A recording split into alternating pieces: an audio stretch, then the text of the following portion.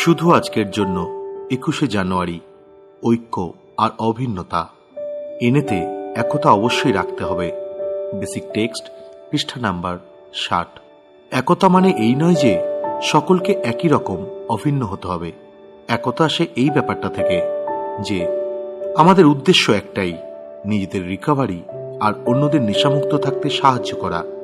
তবুও আমরা প্রায়ই দেখি যে আমাদের উদ্দেশ্য এক হওয়া সত্ত্বেও আমাদের উপায় এবং পদ্ধতি ভিন্ন ভিন্ন।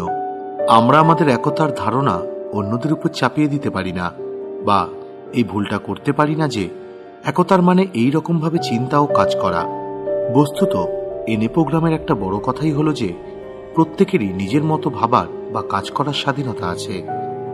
আমাদের একতা আসে কারণ আমাদের উদ্দেশ্য এক। কয়েকজন শুভচিন্তক মেম্বার কোনো গ্রুপ বা অন্যদের উপর কোনো নির্দিষ্ট কিছু নিয়ম চাপিয়ে দিতে পারে না।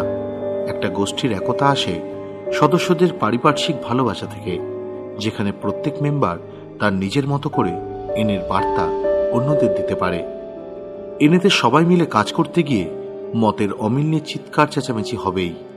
অবশ্যই মনে রাখতে হবে যে যদি গ্রুপের প্রাথমিক উদ্দেশ্যটা খেয়াল রাখা হয়, কোন পদ্ধতিতে সেই উদ্দেশ্য পালন করছি সেটা সবসময় তত গুরুত্বপূর্ণ নয়।